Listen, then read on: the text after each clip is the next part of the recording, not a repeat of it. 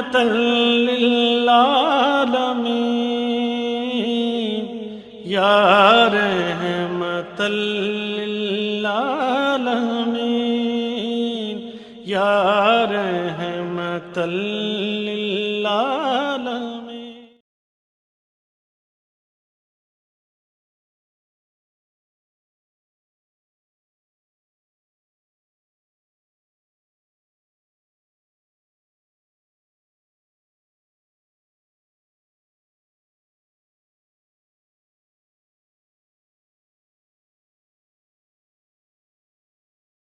اللهم صل على محمد وعلى آل محمد كما صليت على إبراهيم وعلى آل إبراهيم إنك حميد مجيد. اللهم بارك على محمد وعلى آل محمد كما باركت على إبراهيم وعلى آل إبراهيم إنك حميد مجيد. اللهم صل على محمد وعلى آل محمد كما صليت على إبراهيم وعلى آل إبراهيم إنك حميد مجيد. اللهم بارك على محمد وعلى آل محمد كما باركت على إبراهيم وعلى آل إبراهيم إنك حميد مجيد. بسم اللہ الرحمن الرحیم. الحمد للہ نحمدہ ونستعینہ ونستغفرہ ونعوذ باللہ من شرور انفسنا ومن سیئات اعمالنا من یہدہ اللہ فلا مضل لہ ومن یضلل فلا ہادی لہ واشہد ان لا الہ الا اللہ وحدہ لا شریک لہ واشہد ان محمدا عبدہ ورسولہ. معزز سامعین، آپ کے سامنے اس سے پہلے میں نے پچھلے اسباق میں مختلف آسمانی صحائف اور آسمانی کتابوں سے نبی کریم صلی اللہ علیہ وآلہ وسلم کی پیش گوئیاں رکھنے کی سعادت حاصل کی تھی، اور اس وقت میں پچھلے چند اسباق سے آپ کے سامنے اہل کتاب علماء دین کی شہادتیں نبی کریم صلی اللہ علیہ وآلہ وسلم کی نبوت پر پیش کرنے کی سعادت حاصل کر رہی ہوں. اس سلسلے میں ہم آگے بڑھتے ہیں. اس کے بعد ہرقل نے اپنے ترجمان سے کہا، ان لوگوں کو بتا دو میں نے تم سے اس شخص نبی صلی اللہ علیہ وآلہ وسلم کے نسب کے متعلق پوچھا ہے تو تم نے بتایا کہ وہ تم میں اعلیٰ نسب والا ہے. چنانچہ دستور یہی ہے کہ انبیاء علیہ السلام قوم کے اونچے نسب ہی میں سے بھیجے جاتے ہیں. میں نے پوچھا، کیا تم میں سے کسی نے پہلے بھی نبوت کا دعویٰ کیا؟ تم نے جواب دیا، نہیں. اگر یہ بات اس سے پہلے کسی اور نے کہی ہوتی تو میں سمجھتا کہ یہ شخص ایک ایسی بات کی نقالی کر رہا ہے جو اس سے پہلے بھی کہی جا چکی ہے. میں نے پوچھا کہ کیا اس کے آباء و اجداد میں سے کوئی بادشاہ گزرا ہے؟ تم نے کہا نہیں.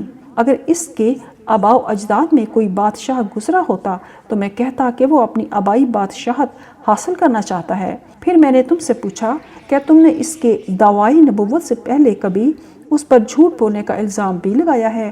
تم نے اعتراف کیا کہ نہیں. پس میں خوب جانتا ہوں کہ جو لوگوں کے بارے میں جھوٹ نہیں بولتا بھلا وہ اللہ تعالیٰ کے بارے میں کیسے جھوٹ بولے گا؟ پھر میں نے پوچھا کہ قوم کے بڑے بڑے لوگ اس کی پیروی کر رہے ہیں یا کمزور لوگ؟ تو تم نے بتایا کمزور لوگ اس کی پیروی کرتے ہیں. حقیقت بھی یہی ہے کہ اس قسم کے لوگ انبیاء علیہ السلام کے پیروکار ہوتے ہیں. میں نے پوچھا کہ وہ بڑھ رہے ہیں یا گھٹ رہے ہیں؟ تم نے بتایا کہ ان کی تعداد میں مسلسل اضافہ ہو رہا ہے. در حقیقت ایمان کی یہی رفتار ہوتی ہے جہاں تک کہ وہ پایا تکمیل کو پہنچ جاتا ہے. پھر میں نے پوچھا کہ کیا دین میں داخل ہونے کے بعد کوئی شخص منحرف ہو کر مرتد بھی ہوا ہے؟ تم نے کہا نہیں. ایمان کا یہی حال ہے، جب اس کی چاشنی دل میں اتر جاتی ہے تو پھر نہیں نکلتی. پھر میں نے پوچھا کیا وہ دھوکہ دیتا ہے؟ تم نے بتایا وہ دھوکہ نہیں دیتا. رسول ایسے ہی ہوتے ہیں، وہ کبھی دھوکہ نہیں دیتے. پھر میں نے پوچھا کہ وہ تمہیں کس چیز کا حکم دیتا ہے؟ تم نے بتایا وہ تمہیں حکم دیتا ہے کہ ایک اللہ کی عبادت کرو، کسی چیز کو اس کے ساتھ شریک نہ ٹھہراؤ. وہ تمہیں بت پرستی سے منع کرتا ہے اور تمہیں نماز پڑھنے، سچ بولنے، صلہ رحمی کرنے اور پاک دامن رہنے کا حکم دیتا ہے. جو کچھ تم نے بتایا ہے اگر وہ صحیح ہے تو جان لو یہ شخص بہت جلد اس جگہ کا مالک ہوگا جہاں اس وقت میرے یہ دونوں قدم ہیں. میں پہلے ہی جانتا تھا کہ یہ نبی آنے والا ہے، لیکن مجھے یہ معلوم نہ تھا کہ وہ تم میں سے ہوگا. اگر مجھے یقین ہوتا کہ میں اس کے پاس پہنچ سکوں گا تو اس سے ملاقات کے لیے ضرور جاتا. اگر میں اس کے پاس ہوتا تو اس کے قدم دھوتا. اس کے بعد ہرقل نے رسول اللہ صلی اللہ علیہ وآلہ وسلم کا وہ نامہ مبارک منگوایا جو آپ نے وحیہ قلبی رضی اللہ تعالیٰ عنہ کے ہاتھ حاکم بصرہ کے پاس بھیجا تھا، اور انہوں نے وہ خط ہرقل کو پہنچا دیا تھا۔ ہرقل نے اسے پڑھا۔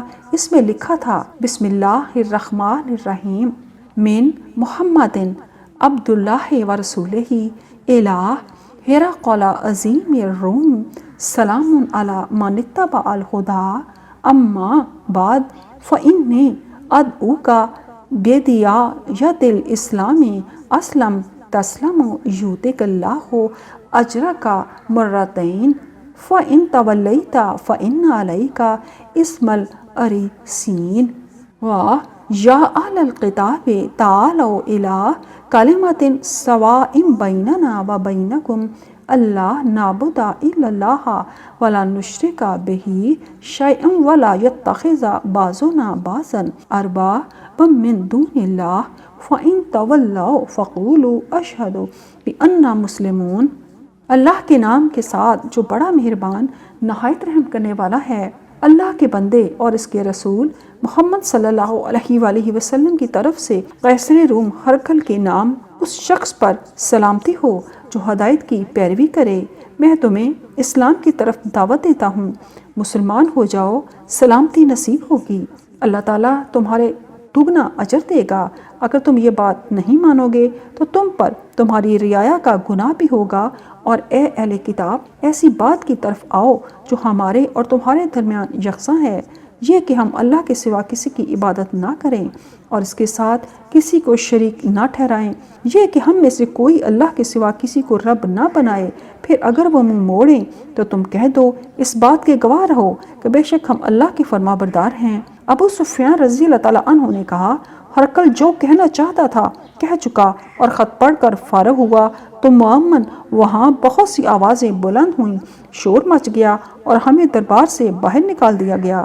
میں نے باہر آ کر اپنے ساتھیوں سے کہا، ابو کبشہ کے بیٹے محمد صلی اللہ علیہ وآلہ وسلم کا معاملہ بہت زور پکڑ گیا ہے، اس سے تو رومیوں کا بادشاہ بھی ڈر رہا ہے۔ اس دن کے بعد مجھے برابر یقین رہا کہ رسول اللہ صلی اللہ علیہ وآلہ وسلم کا دین غالب آ کر رہے گا، جہاں تک کہ اللہ تعالیٰ نے مجھے بھی مشرف با اسلام کر دیا۔ ابن ناطور بین المقدس کا گورنر ہرقل کا مصاحب اور شام کے عیسائیوں کا پادری تھا۔ وہ بیان کرتا ہے، ہرقل جب بیت المقدس آیا تو ایک صبح وہ انتہائی رنجیدہ حالت میں بیدار ہوا۔ اس کے کچھ مصاحب اس سے کہنے لگے، ہم دیکھتے ہیں کہ آپ کی طبیعت کچھ بجھی سی ہے۔ ابن ناطور کہتا ہے کہ ہرقل ماہر نجومی اور ستارہ شناس بھی تھا۔ ابن ناطور کہتا ہے کہ ہرقل ماہر نجوم اور ستارہ شناس بھی تھا۔ اس نے اپنے مصاحبوں کے سوال کے جواب میں بتایا، گزشتہ رات میں نے ستاروں کی چال کا جائزہ لیا تو مجھے پتہ چلا کہ ختنہ کرنے والوں کے بادشاہ کا ظہور ہو چکا ہے۔ ذرا بتاؤ تو صحیح کہ اس زمانے میں کون لوگ ختنہ کرتے ہیں؟ انہوں نے جواب دیا، صرف یہودی ختنہ کرتے ہیں، لیکن ان سے فکر مند ہونے کی ضرورت نہیں۔ بس آپ یہ کریں کہ اپنی مملکت کے شہروں میں یہ حکم لکھ کر بھیجیں کہ وہاں جتنے بھی یہودی آباد ہیں انہیں قتل کر دیا جائے۔ اس گفتگو کے دوران ہرقل کے سامنے ایک شخص پیش کیا گیا، اسے شاہ غسان حارث بن ابی شمر نے بھیجا تھا۔ وہ رسول اللہ صلی اللہ علیہ وآلہ وسلم کا حال بیان کرتا تھا۔ ہرقل نے اس سے مطلوبہ معلومات حاصل کر لیں، پھر حکم دیا، اسے لے جاؤ اور دیکھو کہ اس کا ختنہ ہوا ہے یا نہیں۔ لوگوں نے اسے دیکھا اور ہرقل کو بتایا کہ یہ ختنہ کیا ہوا آدمی ہے۔ ہرقل نے اس سے پوچھا، کیا عرب کے لوگ ختنہ کرتے ہیں؟ وہ بولا، ہاں وہ ختنہ کرتے ہیں۔ ہرقل نے کہا، یہی محمد صلی اللہ علیہ وآلہ وسلم اس امت کے بادشاہ ہیں، ان کا ظہور ہو چکا ہے۔ پھر ہرقل نے رومیہ قسطنطنیہ میں اپنے دوست سوغاتر بن ابی کبشہ اور رومی کو ایک خط لکھا اور خود حمص روانہ ہو گیا۔ ہرقل کا دوست بھی علمی لحاظ سے اس کا ہم پلہ تھا۔ ابھی وہ حمص نہیں پہنچا تھا کہ اس کے دوست کا جواب موصول ہو گیا۔ اس کی رائے بھی رسول اللہ صلی اللہ علیہ وآلہ وسلم کے ظہور کے سلسلے میں ہرقل کے مطابق تھی۔ اس نے صاف لکھا کہ محمد صلی اللہ علیہ وآلہ وسلم ہی نبی برحق ہیں۔ حمص پہنچ کر ہرقل نے روم کے روسا کو اپنے محل میں دعوت دی۔ وہ آ گئے تو اس نے حکم دیا کہ دروازے بند کر دیے جائیں۔ پھر وہ بالا خانے پر گیا، انہیں دیکھا اور کہنے لگا، اے اہل روم، اگر تم اپنی کامیابی اور بھلائی چاہتے ہو اور اپنی بادشاہت کو باقی رکھنے کے آرزو مند ہو تو اس نبی محمد صلی اللہ علیہ وآلہ وسلم کی بیعت کر لو۔ ہرکل کی یہ بات سن کر وہ لوگ جنگلی گدھوں کی طرح بدکے اور دروازوں کی طرف لپکے، مگر انہیں بند پایا۔ ہرکل نے جب امراء روسا کی یہ بیزاری دیکھی تو وہ اس کے ایمان سے مایوس ہو گیا، کہنے لگا، ان لوگوں کو میرے پاس لاؤ۔ جب وہ دوبارہ آئے تو اس نے کہا، میں نے ابھی جو بات کہی تھی وہ تمہاری اپنے دین پر پختگی کی آزمائش کے لیے تھی، سو وہ میں دیکھ چکا۔ حاضرین یہ سن کر اس کے سامنے سجدے میں گر پڑے اور اس سے راضی ہو گئے۔ ہرکل کا آخری معاملہ یہی تھا، وہ ایمان نہیں لایا۔ خادم رسول سیدنا انس بن مالک رضی اللہ تعالیٰ عنہ بیان کرتے ہیں، ایک یہودی لڑکا نبی کریم صلی اللہ علیہ وآلہ وسلم کی خدمت کیا کرتا تھا۔ وہ بیمار ہو گیا۔ رسول اللہ صلی اللہ علیہ وآلہ وسلم اس کی عیادت کے لیے تشریف لے گئے۔ وہ موت و حیات کی کشمکش میں تھا۔ آپ نے اس سے فرمایا، اسلام قبول کر لو۔ لڑکے نے سوالیہ نظروں سے اپنے باپ کی طرف دیکھا جو اس وقت اس کے پاس ہی تھا۔ اس کا باپ کہنے لگا، ابو القاسم صلی اللہ علیہ وآلہ وسلم کی بات مان لو۔ لڑکا مسلمان ہو گیا، پھر تھوڑی دیر بعد ہی وہ فوت ہو گیا۔ رسول اللہ صلی اللہ علیہ وآلہ وسلم جب باہر نکلے تو آپ فرما رہے تھے، الحمدللہ الذی انقذہ بی من النار، سب تعریفیں اللہ کے لیے ہیں جس نے اسے میرے ذریعے سے آگ سے بچا لیا۔ عاصم بن قلیب اپنے والد قلیب بن شہاب جرمی سے روایت کرتے ہیں کہ وہ اپنے ماموں فلتان بن عاصم رضی اللہ تعالیٰ عنہ سے روایت کرتے ہیں، فلتان رضی اللہ تعالیٰ عنہ نے کہا، میں نبی کریم صلی اللہ علیہ وآلہ وسلم کی خدمت میں بیٹھا ہوا تھا کہ اچانک آپ صلی اللہ علیہ وآلہ وسلم کی نگاہ ایک یہودی پر پڑی۔ اس نے شلوار قمیض پہن رکھی تھی، اس کے پاؤں میں جوتے بھی تھے۔ رسول اللہ صلی اللہ علیہ وآلہ وسلم نے اس سے گفتگو شروع کر دی۔ وہ گفتگو کے دوران آپ کو اے اللہ کے رسول کہہ کر مخاطب کر رہا تھا۔ نبی کریم صلی اللہ علیہ وآلہ وسلم نے پوچھا، اتشہد انی رسول اللہ، کیا تم گواہی دیتے ہو کہ میں اللہ کا رسول ہوں؟ اس نے جواب دیا، نہیں۔ آپ نے پوچھا، اتقرأ التوراۃ، کیا تم تورات پڑھتے ہو؟ اس نے جواب دیا، ہاں۔ پھر آپ نے پوچھا، اتقرأ الانجیل، کیا انجیل بھی پڑھتے ہو؟ اس نے جواب دیا، جی ہاں۔ آپ نے پوچھا، والقرآن، کیا قرآن بھی پڑھتے ہو؟ وہ کہنے لگا، پڑھتا تو نہیں لیکن اگر آپ چاہیں تو پڑھ لوں گا۔ نبی کریم صلی اللہ علیہ وآلہ وسلم نے پوچھا، فَبِمَا تَقْرَأُ التَّوْرَاةَ وَالْإِنجِيلَ تَجِدُنِی نَبِیًّا، تمہیں تورات اور انجیل پڑھنے کی قسم، کیا تم مجھے ان میں نبی پاتے ہو؟ وہ کہنے لگا، اس میں کوئی شک نہیں کہ ہم آپ کی صفات اور بعثت کا تذکرہ پاتے ہیں۔ جب آپ صلی اللہ علیہ وآلہ وسلم کا ظہور ہوا تو ہمیں امید تھی کہ آپ ہم میں سے ہوں گے، لیکن جب ہم نے آپ کو دیکھا تو معلوم ہوا کہ آپ وہ نہیں۔ رسول اللہ صلی اللہ علیہ وآلہ وسلم نے دریافت فرمایا، وَلِمَا یا یہودی، اے یہودی کیوں؟ وہ کہنے لگا، اس نبی کے متعلق ہم یہ لکھا پاتے ہیں کہ اس کی امت کے 70,000 لوگ بغیر حساب کے جنت میں جائیں گے، لیکن ہم آپ کے ساتھ تھوڑے سے لوگ دیکھتے ہیں۔ رسول اللہ نے فرمایا، اِنَّ أُمَّتِي لَا أَكْثَرُ مِنْ 70 أَلْفًا و70 أَلْفًا، بلا شبہ میری امت 70,000 اور مزید 70,000 سے بھی بہت زیادہ ہوگی۔ اس کی تائید رسول اللہ صلی اللہ علیہ وآلہ وسلم کے ایک اور فرمان سے بھی ہوتی ہے۔ صحیح بخاری میں ابن عباس رضی اللہ تعالیٰ عنہ سے روایت ہے کہ رسول اللہ صلی اللہ علیہ وآلہ وسلم نے فرمایا، عُرِضَتْ عَلَیَّ الْأُمَمُ فَجَاءَ النَّبِیُّ وَالنَّبِیَّانِ یَمُرُّونَ مَعَهُمُ الرَّاۃُ وَالنَّبِیُّ لَیْسَ مَعَهُ أَحَدٌ حَتَّى وَقَعَ فی سواد عظیم، قلت ما ھذا امتی ھذہ، قیل بل ھذا موسیٰ وقومہ، قیل انظر الی الافق فاذا سواد یملأ الافق، ثم قیل لی انظر ہا ہنا وہا ہنا فی آفاق السماء فاذا سواد قد ملأ الافق، قیل हाज़िही उम्मतुका व यदखुलुल जन्नता मिन हाउलाई सबऊना अल्फम बेगैरि हिसाब। मेरे सामने तमाम उम्मतें पेश की गईं, एक एक दो दो नबी और इनके साथ इनके मानने वाले मेरे रूबरू गुजरते रहे। बाज़ नबी ऐसे भी थे कि इनके साथ एक फ़र्द भी नहीं था। आखिर मेरे सामने एक बहुत बड़ी जमात आई।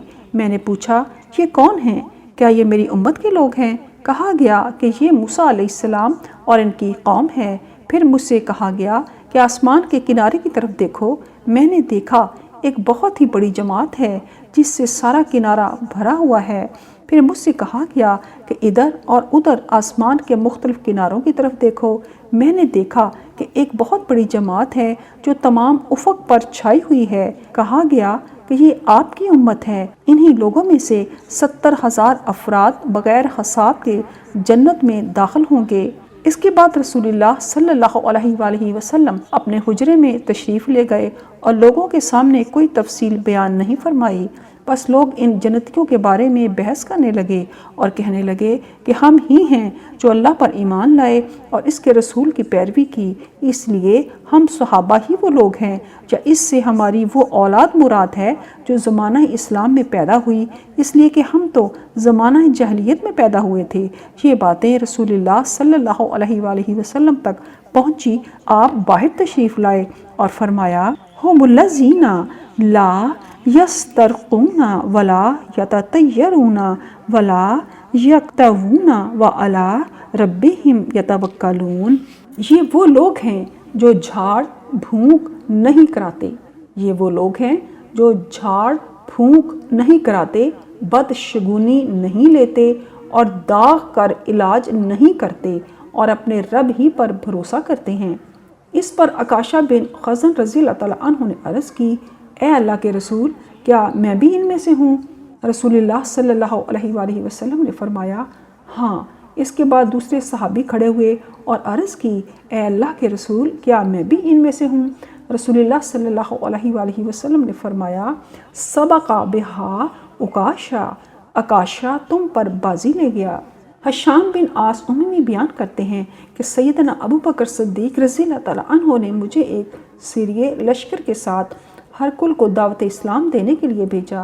कैसरे रूम ने हमें कपड़े के टुकड़े पर बनी हुई आदम अलैहिस्सलाम से लेकर नबी करीम सल्लल्लाहु अलैहि वसल्लम तक अम्बिया अलैहिस्सलाम की तस्वीरें दिखाईं। ये उन सफ़ात और शक्लों के मुताबिक थीं जिन पर वो थे। जब उसने रसूलुल्लाह सल्लल्लाहु अलैहि वसल्लम की तस्वीर निकाली तो वो फ़ौरन ताज़ीम के लिए खड़ा हो गया, फिर बैठकर उसकी तरफ देखने और गौर करने लगा। हमने पूछा, ये तस्वीर आपको कहाँ से मिली? हरकुल ने जवाब दिया, आदम अलैहिस्सलाम ने अल्लाह ताला से अर्ज़ की कि मुझे मेरी औलाद में से अम्बिया दिखाए जाएं। बस अल्लाह ताला ने इन पर इनकी सूरतें उतार दी। फिर ये सूरज के गुरूब होने की जगह के पास आदम अलैहिस्सलाम के ख़जाने में मौजूद थीं। फिर ज़ुल्क़रनैन ने ये तस्वीरें निकाली और दानियाल नबी को दे दी। फिर कैसर रूम कहने लगा, अल्लाह की कसम, मेरा दिल बादशाहत छोड़ने पर राज़ी हो गया है। हरचंद मैं ऐसा आदमी हूँ जो मरते दम तक अपनी बादशाहत छोड़ना पसंद नहीं करता। कैसर ने हमें खूब तोहफे तोहफ़ देकर अच्छे तरीके से रुखसत किया। जब हम अबू बकर सिद्दीक़ रज़ी अल्लाह तआला अन्हु के पास वापस आए तो जो कुछ हमने देखा और जो इसने हमें तोहफे तोहफ़ दिए और हमसे कहा सुना, वो सब कुछ हमने हज़रत अबू बकर रज़ी अल्लाह तआला अन्हु से अर्ज़ कर दिया। वो हमारी बातें सुनकर रो पड़े, फरमाने लगे, वो मस्कीन आदमी है, अगर अल्लाह ने इसके साथ भलाई का इरादा किया होता तो वो ऐसा कर लेता। फिर अबू बकर सिद्दीक़ रज़ी अल्लाह तआला अन्हु ने कहा, रसूलुल्लाह सल्लल्लाहु अलैहि वसल्लम ने हमें बताया है कि ये ईसाई और यहूदी अपनी किताबों में वाज़िया तौर पर मोहम्मद सल्लल्लाहु अलैहि वसल्लम की अलामात और सफ़ात का ज़िक्र पाते हैं। सैयदना अब्बास रज़ी अल्लाह तआला अन्हा बयान करते हैं कि मैं एक तिजारती काफ़िले के साथ यमन की तरफ निकला। अबू सुफियान रज़ी अल्लाह तआला अन्हु भी इस काफ़िले में शामिल थे। मैं यमन में दाखिल हो गया। हमारा मामूल ये था कि एक दिन मैं खाना पकाकर अबू सुफियान और काफ़िले के दीगर अफराद के पास ले जाता और उन्हें खाना खिलाता था, और एक दिन अबू सुफियान खाना पकाते और साथियों को खिलाते थे। यूँ हम बारी बारी ये जिम्मेदारी निभाते थे। जिस दिन मैं खाना तैयार कर रहा था, इस दिन अबू सुफियान ने मुझसे कहा, अबुल फजल, क्या ऐसा हो सकता है کہ آپ میرے ڈیرے پر تشریف لائیں اور کھانا بھی وہیں بھیج دیں۔ میں نے کہا ٹھیک ہے۔ چنانچہ میں اپنے دیگر ساتھیوں کے ساتھ ابو سفیان کے ڈیرے پر پہنچا اور کھانے پینے کا سامان بھی انہیں وہیں دے دیا۔ جب سب لوگوں نے کھانا کھا لیا تو وہ اٹھ کھڑے ہوئے۔ ابو سفیان نے مجھے اپنے پاس ہی روک لیا اور کہنے لگے، اے ابو الفضل، کیا آپ کو معلوم ہے کہ آپ کا بھتیجا دعویٰ کرتا ہے کہ وہ اللہ کا رسول ہے؟ میں نے پوچھا کون سا بھتیجا؟ ابو سفیان نے کہا، آپ مجھ سے بات چھپا رہے ہیں، بھلا آپ کے ایک بھتیجے کے سوا یہ بات کون کہہ سکتا ہے؟ میں نے پوچھا کون سے بھتیجے نے دعویٰ کیا ہے؟ نشاندہی تو کریں۔ ابو سفیان نے کہا کہ وہ آپ کے بھائی عبداللہ کا بیٹا محمد صلی اللہ علیہ وآلہ وسلم ہے۔ میں نے پوچھا کیا اس نے ایسا اعلان کیا ہے؟ ابو سفیان کہنے لگے، ہاں، اس نے نبی ہونے کا دعویٰ کیا ہے۔ پھر ابو سفیان نے اپنے نام اپنے بیٹے حنظلہ کا بھیجا ہوا خط مجھے نکال کر دکھایا، جس کا مضمون یہ تھا، میں آپ کو خبر دیتا ہوں کہ محمد نے مکہ کی وادی ابتق میں کھڑے ہو کر اعلان کیا ہے، انا رسول ادعوکم الی اللہ عز وجل، میں اللہ کا رسول ہوں اور تمہیں اللہ عز وجل کی طرف بلاتا ہوں۔ میں نے کہا، اے ابو حنظلہ، میں اسے سچا پاتا ہوں۔ ابو سفیان جلدی سے بولے، ٹھہریے ابو الفضل، اللہ کی قسم میں پسند نہیں کرتا کہ آپ ایسی بات کہیں۔ بلا شبہ مجھے اس بات کی وجہ سے کسی نقصان کا اندیشہ نہیں۔ اے بنو عبد المطلب، اللہ کی قسم قریش ابھی تک یہ سمجھتے آ رہے ہیں کہ تمہیں سختیوں اور بڑے بڑے معاملات کا سامنا کرنا پڑے گا۔ اے ابو الفضل، میں آپ کو اللہ کی قسم دے کر پوچھتا ہوں، کیا آپ نے یہ بات سنی ہے؟ میں نے کہا، ہاں سنی تو ہے۔ ابو سفیان نے کہا، اللہ کی قسم یہ تمہاری نحوست ہے۔ میں نے کہا، ممکن ہے ہماری برکت ہو۔ اس کے بعد چند راتیں ہی گزری تھیں کہ حضرت عبداللہ بن حذافہ سہمی رضی اللہ تعالیٰ عنہ یہ خبر لے کر یمن پہنچ گئے کہ واقعی محمد صلی اللہ علیہ وآلہ وسلم نے مکہ میں نبوت کا اعلان کیا ہے، جبکہ وہ خود بھی ایمان لا چکے تھے۔ پھر تو یمن کی مجلسوں میں اس خبر کا چرچا ہی ہو گیا۔ ابو سفیان یمن میں ایک مجلس میں بیٹھا کرتے تھے۔ اس میں یہودیوں کے علماء میں سے ایک عالم گفتگو کرتا تھا۔ اس یہودی نے ان سے پوچھا، یہ کیا خبر ہے؟ مجھے پتہ چلا ہے کہ جس آدمی نے نبوت کا دعویٰ کیا ہے اس کا چچا تم میں موجود ہے۔ ابو سفیان نے کہا، لوگ سچ کہتے ہیں، میں اس کا چچا ہوں۔ یہودی نے پوچھا، کیا تم اس کے باپ کے بھائی ہو؟ ابو سفیان نے کہا، ہاں۔ یہودی عالم نے کہا، مجھے اس کے حالات سے آگاہ کرو۔ ابو سفیان نے کہا، یہ سوال آپ مجھ سے نہ کریں، میں پسند نہیں کرتا کہ وہ کبھی نبوت کا دعویٰ کرے، لیکن مجھے اس کی عیب جوئی بھی گوارا نہیں، جبکہ اس کے علاوہ دوسرے اس سے بہتر ہیں۔ یہودی عالم نے جب یہ دیکھا کہ ابو سفیان اس کے بارے میں چشم پوشی بھی نہیں کر رہے اور اس کی عیب جوئی بھی پسند نہیں کر رہے، تو وہ کہنے لگا، اس سے یہودیت اور تورات کو کوئی خطرہ نہیں۔ سیدنا عباس رضی اللہ عنہ کہتے ہیں، یہودی عالم نے طلب کرنے پر اگلے دن میں اس کی مجلس میں گیا۔ وہاں ابو سفیان اور یہودی عالم دونوں موجود تھے۔ میں نے یہودی عالم سے کہا، مجھے خبر ملی ہے کہ آپ نے میرے چچا زاد سے مدعی نبوت کے بارے میں پوچھا ہے، تو اس نے آپ سے کہا کہ میں اس کا چچا ہوں، جبکہ وہ اس کے چچا نہیں بلکہ چچا زاد ہیں۔ البتہ میں ضرور ان کا چچا اور اس کے والد کا بھائی ہوں۔ یہودی عالم نے دوبارہ پوچھا، کیا واقعی آپ مدعی نبوت کے والد کے بھائی ہیں؟ میں نے کہا، جی ہاں، میں اس کے والد کا بھائی ہوں۔ پھر وہ تصدیق کے لیے ابو سفیان کی طرف متوجہ ہوا اور ان سے پوچھا، کیا انہوں نے سچ بولا ہے؟ ابو سفیان نے کہا، ہاں، یہ سچ کہہ رہی ہیں۔ پھر میں نے کہا، آپ مجھ سے میرے بھتیجے کے متعلق جو کچھ پوچھنا چاہتے ہیں پوچھیں، اگر میں اس کے بارے میں کچھ جھوٹ بولوں تو یہ ابو سفیان میری گرفت کریں۔ اب یہودی عالم میری طرف متوجہ ہوا اور کہنے لگا، میں آپ کو اللہ کا واسطہ دے کر پوچھتا ہوں، کیا آپ کا بھتیجا بچوں کسی حرکتیں کرتا تھا یا نادان تھا؟ میں نے کہا، عبد المطلب کہ اللہ کی قسم کبھی نہیں، اس نے کبھی جھوٹ نہیں بولا، نہ کبھی خیانت کی ہے۔ قریش کے لوگ اسے امین کے لقب سے یاد کرتے ہیں۔ پھر اس نے پوچھا، کبھی اس نے اپنے ہاتھ سے کوئی چیز لکھی ہے؟ حضرت عباس رضی اللہ تعالیٰ عنہ کہتے ہیں، میں نے اپنے دل میں سوچا کہ میں کہہ دوں ہاں وہ اپنے ہاتھ سے لکھتے ہیں، لیکن مجھے ابو سفیان کی موجودگی یاد آ گئی کہ اگر میں جھوٹ بولوں گا تو وہ فوراً مجھے جھٹلا دیں گے اور میری تردید کریں گے۔ چنانچہ میں نے کہا، نہیں، اسے لکھنا نہیں آتا۔ یہ سننا تھا کہ یہودی عالم ایک دم اٹھ کھڑا ہوا۔ اس نے اپنی چادر جھٹک دی اور کہنے لگا، ذبحت یہود و قتلت یہود، یہود ذبح کر دیے گئے، یہود قتل کر دیے گئے۔ صدق اللہ العظیم۔ اللهم صل على محمد وعلى آل محمد كما صليت على إبراهيم وعلى آل إبراهيم إنك حميد مجيد. اللهم بارك على محمد وعلى آل محمد كما باركت على إبراهيم وعلى آل إبراهيم إنك حميد مجيد.